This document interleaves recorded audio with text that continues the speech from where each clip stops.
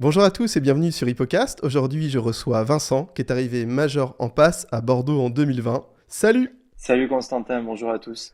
Aujourd'hui, je te reçois dans le cadre d'un livre que tu as écrit qui s'appelle Réussir sa première année de santé. Oui, alors moi c'est mon second livre du coup qui porte sur la première année, après un premier livre qui était plutôt sous la forme d'un récit personnel, carrément dès que j'étais sorti de l'année, je m'étais plongé dans l'écriture. Et ce second livre là, il vient après 2 ans de bénévolat du coup au sein du tutorat Santé Bordeaux, où j'ai pu rencontrer énormément d'étudiants qui du coup au cours de leur passe ont pu me faire part de tous leurs questionnements, leurs regrets peut-être à l'issue de la passe par moment, et aussi les méthodes qu'ils ont aimées, qu'ils ont utilisées pendant cette année. Et je me suis dit qu'un livre qui pourrait servir à énormément d'étudiants, surtout à des lycéens qui par exemple envisagent d'entrer en passe, pourrait être très intéressant. Parce qu'en général, quand on est au lycée, c'était mon cas, on s'imagine pas forcément ce que c'est, comment va être l'année, le rythme, comment il va être également. C'est une grande question qu'ont les lycéens la plupart du temps. Est-ce que je vais devoir travailler 11 heures par jour comme j'ai pu entendre? Est-ce que je pourrais m'accorder des pauses, voir toujours mes amis? Ça, c'est des grandes questions qu'on peut avoir au lycée. Et je pense que ça peut être bien un peu avant, à la limite, avec un livre, de pouvoir expliquer au moins à quoi s'attendre. En gros, c'est le livre à lire pendant les vacances d'été avant la passe, quoi. Exactement, pendant les vacances d'été ou au début d'année. Mais une fois le concours passé, il sera trop tard. Il y a combien de pages? Il fait 160 pages. Donc, beaucoup de choses à dire. C'est complet, mais ça se lit en une semaine, ça se dévore. Oui, oui, c'est plutôt le livre à lire, voilà, en peu de temps. Pas non plus s'y plonger tout l'été. Eh bien, en fait, j'ai déjà envie de te poser plein de questions parce que déjà, t'es major, on veut savoir quelle était ta méthode de travail. Ensuite, tu as été tuteur pendant 2 ans au sein du tutorat de Bordeaux. Et donc, tu as dû forcément au début, pas imposer, mais proposer ta méthode. Et donc, du coup, tu as pu voir sur quel profil ça marchait ou ça marchait pas. Est-ce que tu peux partir, Vincent, donc de ta méthode pour qu'on comprenne ensuite comment tu l'as adaptée au cas individuel pour en faire la méthode qui marche pour tous. Mais d'abord, commençons par ta méthode et comment tu l'as construite au cours de l'année. Donc moi, ma méthode de travail, elle est assez simple, hein. J'ai essayé de, comme tout le monde, tester les différentes méthodes qui se proposent à nous quand on entre dans l'enseignement supérieur. Ça peut être par exemple la méthode DJ. Pour faire simple, hein, la méthode DJ, on prend un cours, on le revoit à J1. Après, ça nous indique de le revoir à J5, J10, J30. Et peut-être qu'on peut avoir des espaces, par exemple, de près d'un mois entre chaque cours. Et ça nécessite quand même, au vu du nombre de cours qu'il y a en passe, une très très bonne organisation. Moi, j'ai vite eu du mal en septembre à me dire, waouh, il faut quand même que j'arrive à gérer avec près de 90 cours par semestre et les revoir tous de manière régulière et pas avoir trop de cours à revoir par jour. Moi, j'ai eu beaucoup de mal avec ça au début. Donc, ce que j'ai fait, c'est que ben, je me suis dit, je vais essayer de revoir ce que je faisais au lycée. C'est-à-dire que je vais prendre les cours de ma fac. J'ai, voilà, par matière, je dois avoir une vingtaine de cours. Par exemple, prenons l'anatomie. Ces cours-là, je vais essayer de les mettre dans mon emploi du temps. Mais comment faire? Donc, ce que j'ai fait, c'est que j'ai pris mon emploi du temps en fonction de l'importance de la matière. Ça, c'est assez difficile à considérer au départ. Dans le livre, j'essaie de le décrire en fonction des matières, de l'importance qu'elles peuvent avoir. Je les place dans mon emploi du temps à des horaires spécifiques. Et par exemple, l'anatomie, c'est une matière qui est très importante, vous le savez tous. Je réservais 5 sessions par semaine à cette matière. On va dire 5 sessions de 2 heures. Et pour ces sessions-là, à l'intérieur, je plaçais les 4 ou 5 blocs que j'avais mis en place avec la liste des cours. Dans chaque bloc de cours, on va avoir 4 à 5 cours. On est d'accord? Comment Donc, tu choisis quel cours tu mets dans tel bloc? au début du semestre, ce que je faisais, c'est que je mettais les cours dans chaque bloc. Par exemple, le premier bloc, il y allait avoir qu'un cours. Parce que début septembre, on a vu, mettons, que Ah, les articulations. Second bloc, je mets un autre cours à l'intérieur, par exemple les muscles, et ainsi de suite. Et en fait, ces blocs-là, ils vont se remplir au fil du semestre. Ce qui me permet au final de pas avoir juste à avoir tous les cours dès la première fois, puisqu'au début, on passe énormément de temps à ne serait-ce que comprendre le cours. hmm. Ouais, je comprends. Ok. Et ensuite, ce que je plaçais à l'intérieur, voilà, c'est les cours. Il y avait les sessions de travail associées qui pouvaient être des QCM et tout ça. Ça, viendra peut-être plus tard. Mais c'était surtout, voilà, faire un emploi du temps comme au lycée, placer des sessions de travail à l'intérieur de cette session, avoir les cours spécifiques que j'avais au préalable listés. Et ce qui est pas mal, c'est que moi, ce qui m'a aidé, l'avantage, c'est que par rapport à la méthode DJ, quand je suis pas là ou que je peux pas travailler, et bien c'est un peu comme au lycée, c'est-à-dire que on doit rattraper le cours, mais on le rattrape pas forcément dans 2 mois. On peut juste glisser notre session de révision au jour suivant ou à la session suivante que j'avais prévue d'anatomie. ce qui me permet de ne pas accumuler du retard. Ça, c'est une méthode que voilà, moi j'ai utilisée pendant toute mon année. Ah, c'est pas mal. Donc, au début d'année, imaginons que tu as 4 cours, enfin, ou tu as 5 cours d'anatomie la première semaine. Donc, anatomie, on imagine que tu fais le matin. Tu auras qu'un cours dans chaque bloc et un cours différent. Et la semaine suivante, tu auras peut-être dans le bloc 1, le cours 1 et 2, puis le Ouais, nouveau c'est ça. peut-être. Et petit à C'est petit, tu fais exactement comme ça. ça. Et à la fin, si tu as 20 cours, mais ça te fait 4 cours par bloc. T'essayes. Ouais, Ok. c'est exactement ça. À la fin, vous verrez qu'en décembre, à l'approche du concours, vous aurez vu vos cours peut-être 5 ou 6 fois chacun. Donc, par exemple, de faire 4 cours en une session de travail, eh bien, parfois, ça pourrait être possible. Alors, peut-être pas. Donc, dans ce cas, vous pourrez aussi le décaler, le faire un petit peu plus de temps. Mais ça, c'est assez flexible. Et c'est pour ça que je trouve que j'ai réussi à l'adapter un peu à beaucoup de monde. D'accord. Et comment tu sais que tu places l'anatomie le matin et pas plutôt le soir, par exemple? Ça, c'est une subtilité supplémentaire, c'est que ça dépendait vraiment de moi. Mais c'est pour ça que Oui. j'essaie avec le livre, de l'adapter à chacun, c'est que les périodes de révision comme l'anatomie, bon, pour faire simple, c'est une matière où vous avez aucune base au lycée en général, il faut tout apprendre. Donc, ce que je faisais, c'est que moi, j'étais très efficace le matin et le soir. Et l'après-midi, j'avais en général un gros coup de mou. Donc, ce que je faisais, c'est que le matin, je faisais de l'anatomie pendant par exemple 2 heures. Hein. On va pas l'utiliser tous les matins pour faire de l'anatomie, mais on peut l'utiliser pendant 2 heures où je suis très efficace. Donc, pendant les moments où je suis le plus efficace, je me consacre aux matières les plus difficiles pour moi. Ah, Donc, les matières où j'étais le plus à l'aise, moi par exemple, je suis tuteur de sciences humaines. Donc, les sciences humaines, je les révisais plutôt l'après-midi, le moment où je suis le moins efficace. Donc voilà, c'était vraiment adapté en fonction de moi, ce planning-là. d'accord, je comprends. Et ça te faisait combien de blocs dans ta journée? Et quelle est la durée d'un bloc en général? Enfin, pour toi, c'était quoi? Pour moi, un bloc, pour rester efficace, c'était 2 heures.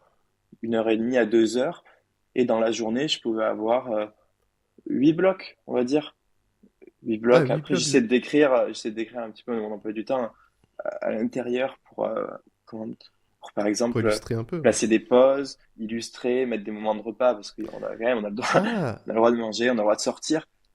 Mais il y avait des moments, voilà, où c'était dévolu au travail et il y avait à peu près 4 blocs par jour, oui. ah, il y a des blocs qui sont des blocs pauses, par exemple. T'appelles ça aussi un bloc? Oui, on peut appeler ça des blocs ou alors un interbloc. C'est vraiment des petites périodes où quand même il faut s'allouer du temps tous les jours, quoi. Donc vous rentrez dans le monde de Vincent et ses blocs, vous imaginez. Alors, si vous voulez finir major, faut bien écouter ce qu'il dit, hein. C'est Donc ça. d'accord, donc en fait, donc, il y a un système de blocs.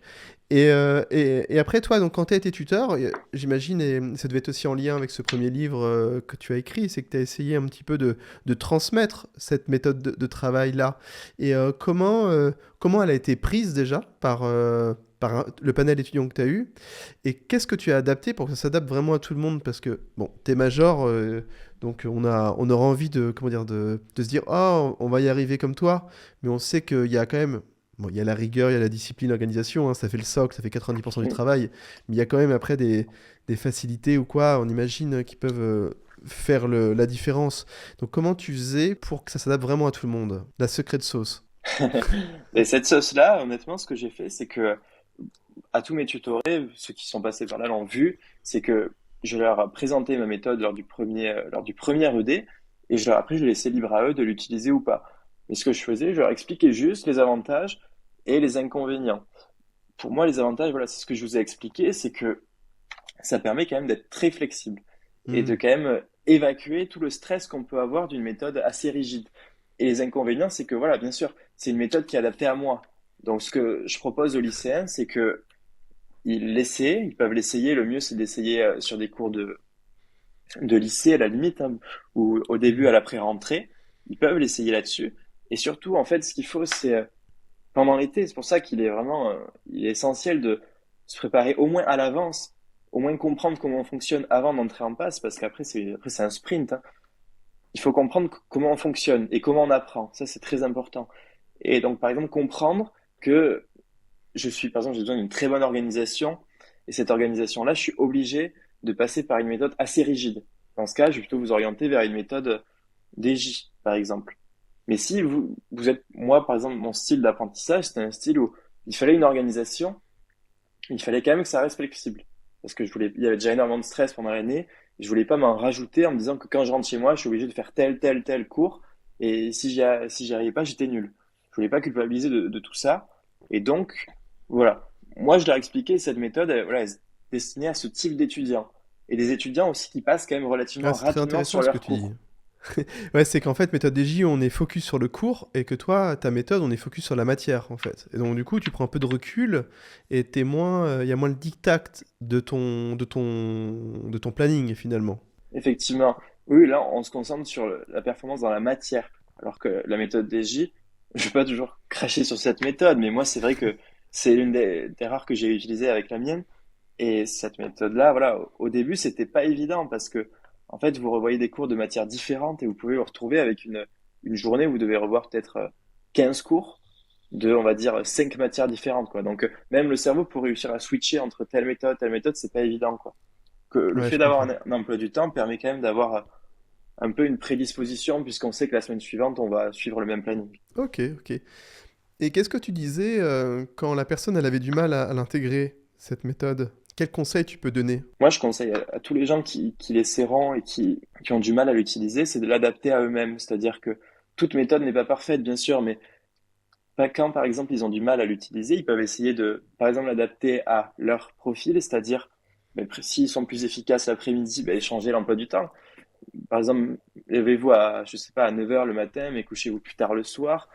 Vous pouvez complètement l'adapter avec le planning. Et après, concernant les blocs de cours, pour ces blocs de cours-là, ben, à la limite, les étendre, c'est-à-dire en anatomie, au lieu d'avoir 5 ou 4 blocs de cours comme je le faisais, mais mettez-en 8. Vous en mettez 8, vous mettez 8 blocs d'une heure au lieu de 4 blocs de 2 heures, où vous étendez cette matière-là pour voilà, l'adapter à vous.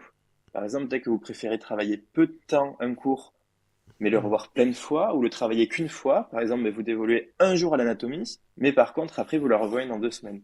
Ça, c'est spécifique à chaque heure, mais c'est pour ça que ces méthodes-là, il faut les implémenter et aussi vraiment s'entraîner pour réussir Ouais. à les améliorer le plus tôt possible, quoi. C'est la Ouais, clé. si vous pouviez les tester dès le lycée, je pense que ça serait vraiment le secret, je dirais, de commencer à vous Mhm. préparer avec toutes ces méthodes-là dès votre lycée, pour votre Ouais, bac. ouais, effectivement. Et même dès l'après-rentrée, voilà, c'est encore des périodes de Ouais, test.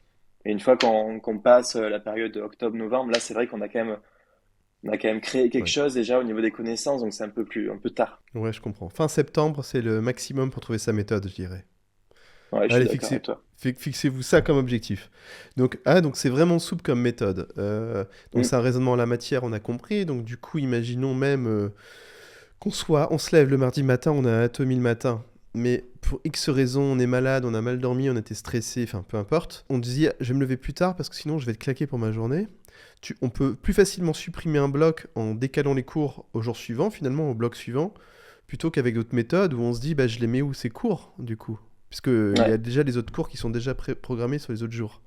Et en fait, ouais. est-ce que ça t'est déjà arrivé, toi, de supprimer un bloc carrément pour te prendre une demi-journée ou 2 heures de pause parce que tu craques? Oui, oui, c'est complètement possible, même pour du sport ou pour des sorties que vous aurez quand même l'occasion de faire en passe, même si c'est une année qui est quand même très restreinte. Vous pouvez très bien vous dire, bah, écoutez, cette matière, je la maîtrise. Je me permets quand même de sortir quelques temps. Je sais que de toute façon, la même session, je l'aurai 2 jours plus tard. Donc au final, ça ne fait que reporter. Quand on fait les comptes à la fin d'une année, en général, les étudiants avec qui j'ai pu discuter, leur regret ne se basait pas sur un manque de temps de travail. C'était plutôt un manque de temps d'organisation. Donc s'ils sont très bien organisés, ils peuvent se permettre plus de postes que quelqu'un qui ne l'est pas, ça c'est sûr. Hmm, d'accord, je comprends. Et, euh, et est-ce que cette méthode, tu l'adaptes en période de révision?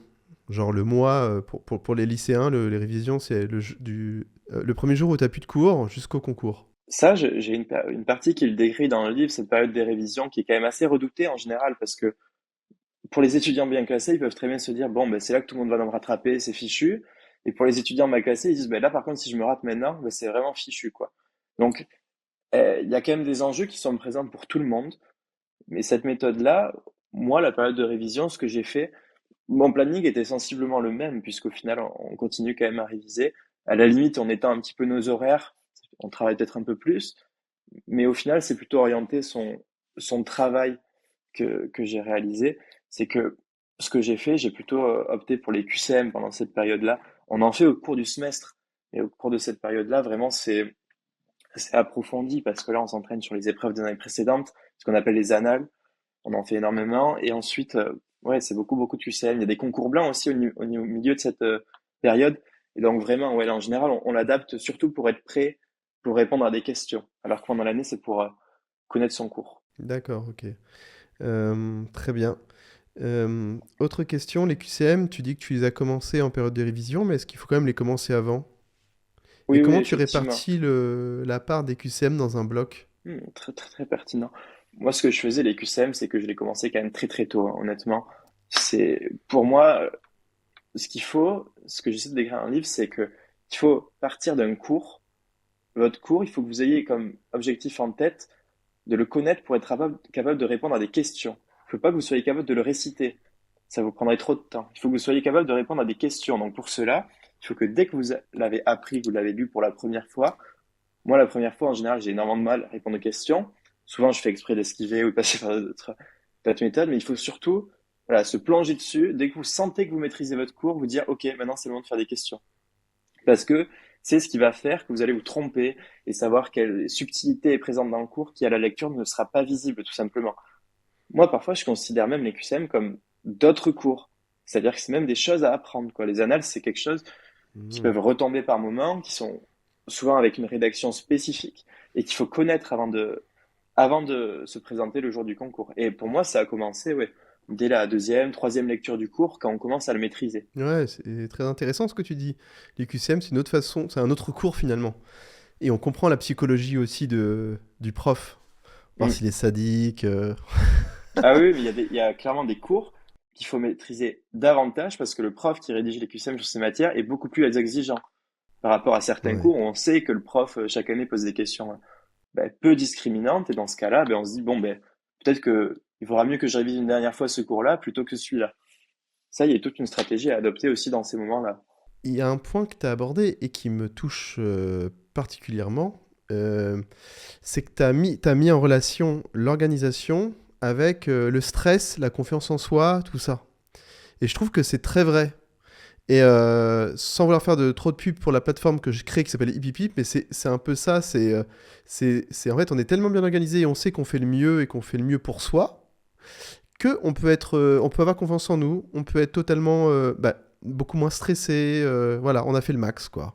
Mm. Est-ce que c'est un peu ça? C'est dans ça que tu dis ça? Ah oui, moi c'est clair que honnêtement, moi maintenant je suis externe, donc c'est-à-dire j'avise les épreuves des ECN qui vont viser après à avoir une spécialité médicale. Et le but c'est que, pourtant c'était pas très loin la passe, comme quoi on avance quand même assez vite.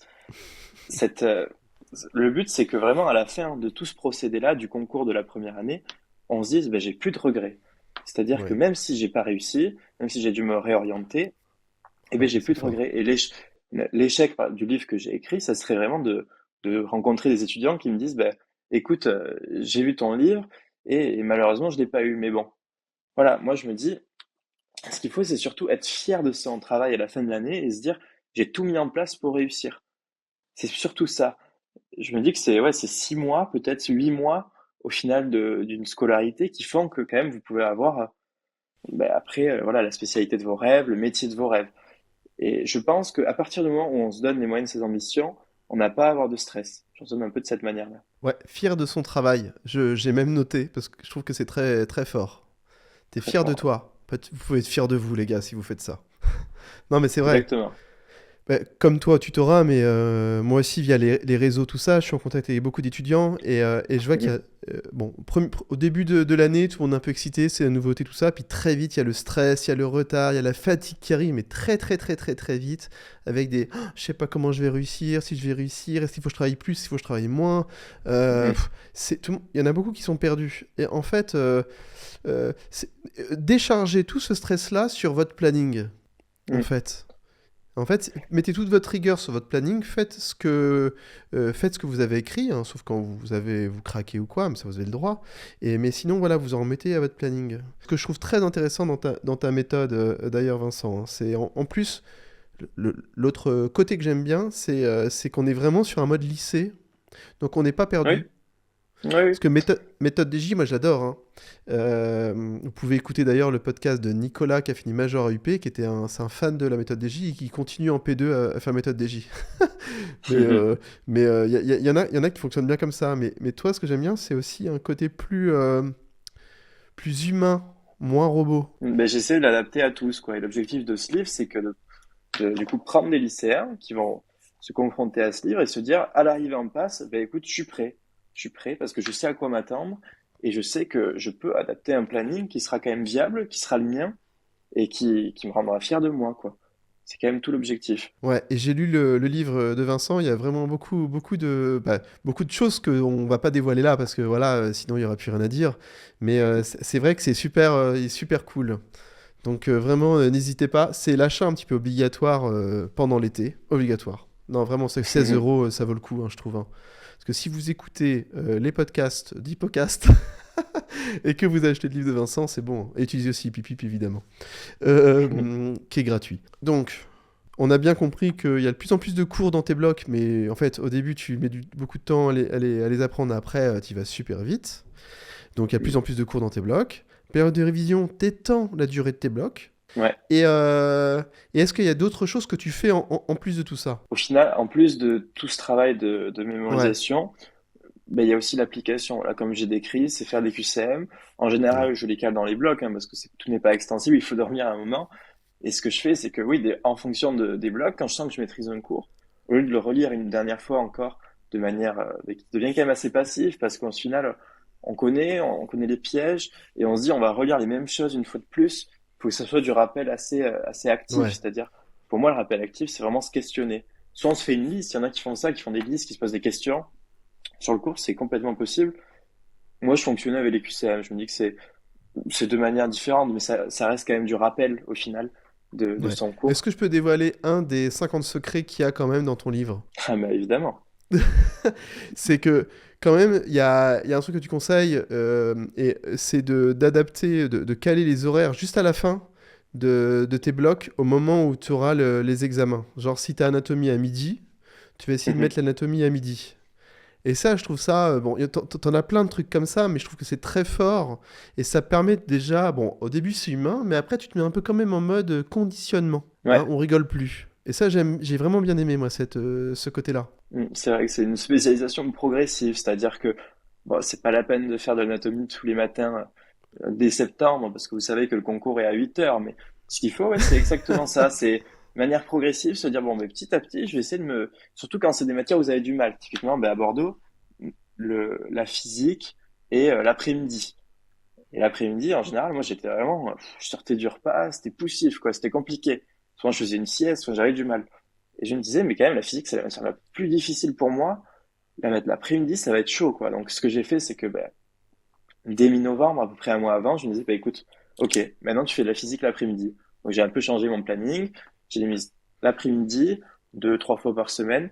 Je faisais des exercices. Voilà, c'est des calculs, c'est assez dur, hein. Ça demande vraiment un investissement qui est supérieur, je trouve, à juste piocher dans ses connaissances des valeurs des chiffres ou des angles en anatomie, typiquement.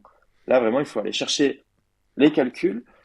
Et donc voilà, de la placer à ce moment-là de la journée, ça me permettait ben, petit à petit, au fil du mois, de me prédisposer au concours. Et ça, c'était vraiment, ouais, à la fin, ça m'a fait un bien fou, honnêtement, parce que quand je suis arrivé le jour du concours, ben, j'étais bien, quoi. Je connaissais Ouais. l'enchaînement des épreuves et j'étais prêt. Non, mais je trouve que c'est vraiment très brillant. Enfin, toute ta méthode, elle est très brillante. Donc, voilà. Donc, Merci. on va peut-être pas creuser plus cette méthode-là. Je pense que tu as donné. Bah, si vous avez envie d'en savoir plus, vous savez quoi faire maintenant. Allez dans la bio. Je vais mettre le lien vers ton site ou les plateformes que tu me diras. D'accord, Vincent? J'ai le livre juste Et. ici. Oh là là là là. Voilà. T'es content. En dédicace à Bordeaux pour les plus grands Ouais. fans. Peut-être que tu vas mettre des charters. Tu vas prendre en charge des charters pour tous les fans de France pour venir te voir à Bordeaux ou pas? Ah non, ça, Non. là que ça a commencé, c'est un peu plus compliqué niveau temps. Ouais. Et vous allez voir, ouais. Donc déjà, c'est plus compliqué. Et là, vous voyez pas, mais Vincent, il a bonne mine, tout ça, mais il est en lendemain de garde. Mm. Donc Ouais. voilà. Pour ceux J'ai qui une font question. médecine, vous verrez. Très Ah ouais, je intéressant vous souhaite. également. Ouais. Et petite question quand même, c'est donc tu abordes vraiment la méthode de travail. Il y a aussi d'autres sujets. Est-ce que tu veux en parler? Je sais pas, Parcoursup, les prépas, ou enfin les grands thèmes que tu veux Hmm. partager là ou pas? Oui, oui, après j'essaie d'expliquer en fait à tous les un novice ou même ses parents, parce qu'il y a quand même aussi beaucoup de questionnements autour des parents en passe. Moi par exemple j'étais chez mes parents, hein. Typiquement j'ai fait ma première année à Pau et je suis ensuite parti à Bordeaux pour la deuxième année. Et toutes ces questions-là, voilà, sur le extrascolaire qu'on n'envisage pas forcément, j'essaie de m'y intéresser. Le Parcoursup, vous êtes en pleine phase Parcoursup actuellement. J'essaie aussi de décrire comment créer sa lettre, comment Oui. placer à l'intérieur les arguments qui pourraient vous permettre d'avoir vos vœux. Voilà, j'essaie de décrire ça, j'essaie de décrire aussi par étapes, c'est-à-dire comment ça se passe l'été avant, l'après-rentrée, et aussi ensuite comment on spécialise progressivement vers le concours. Tout ce qui est aussi, par exemple, méthode de résolution des QCM, il y a forcément des techniques qu'on utilise au fur et à mesure pour répondre à tout ça. Et ça, voilà, j'essaie de le décrire précisément, et même ensuite, ça va jusqu'à ben, les études à l'étranger aussi, la reprise d'études, la réorientation. Donc voilà, le but de ce livre, c'est vraiment d'être global. Et à toute personne qui découvre la passe ou la LAS, lui permettre d'avoir une vision quand même d'ensemble, mais aussi spécifique à l'approche des concours et Hmm. des techniques d'organisation que j'ai pu utiliser pour aborder au mieux ces cursus. Et Ouais, ces mais c'est cursus pour sont ça que quand ton même livre très est... sélectifs. Ouais, Bah oui, oui, oui. exactement. C'est pour ça que t'es très complet. Il est très complet ce livre. En fait, tu couvres toute la vie d'un P1. En fait, la vie d'un P1, elle commence avant la P1. Ah oui, complètement. Bon, j'ai plus trop de souvenirs de cette période-là, mais dès la terminale, où on sait que c'est bientôt fini la terminale, on est stressé que les vacances d'été se terminent parce que entre stressé et excité de la découverte, mais on est dedans à fond, hein. Ah oui, oui, C'est complètement. période de Et questionnement. je considère aussi que ce livre, il peut quand même permettre d'évacuer pas mal de stress pendant l'été où on ne sait pas comment ça va marcher, on a l'impression qu'on va se faire manger tout cru, alors qu'au final, c'est quand même des cours qui sont très très intéressants. Et ça permet aussi je pense, évacuer un peu de stress que je pouvais avoir moi à ce moment-là, je me rappelle. Ouais. Est-ce que tu as demandé à ton éditeur si ton livre pourrait être acheté via le pass culture? Il me semble, oui, effectivement. Il Ah, sera bah voilà, donc il disponible est gratuit. en librairie, donc Ouais. oui, via le Pass Culture. Ah, c'est cool ça. Non, ça c'est top. Je sais pas s'il y a certaines sélections ou si c'est tous les livres. Je sais pas. Je Bon, pense que c'est ouais. ouais, c'est au bon vouloir du libraire aussi. Ok, bah, je te remercie. Est-ce qu'il y a des choses que t'aimerais qu'on aborde et que je n'ai pas abordé, que je n'ai pas questionné, sur lesquelles je t'ai pas questionné? Pour moi, c'était assez complet. Je veux te remercier à toi aussi. Non, je t'en Et prie. puis, non, c'était assez clair. Ouais, merci à vous d'avoir écouté. Bah non, et bah écoutez, si vous avez des questions, posez-les Ouais, en bien sûr. commentaire et t'essaieras de regarder de temps en temps pour répondre aux questions. Donc Bien sur sûr. YouTube, Ouais. Deezer, Spotify, tout ça quoi.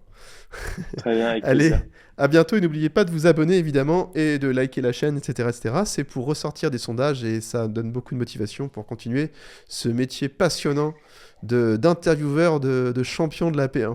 Allez, à bientôt. À bientôt.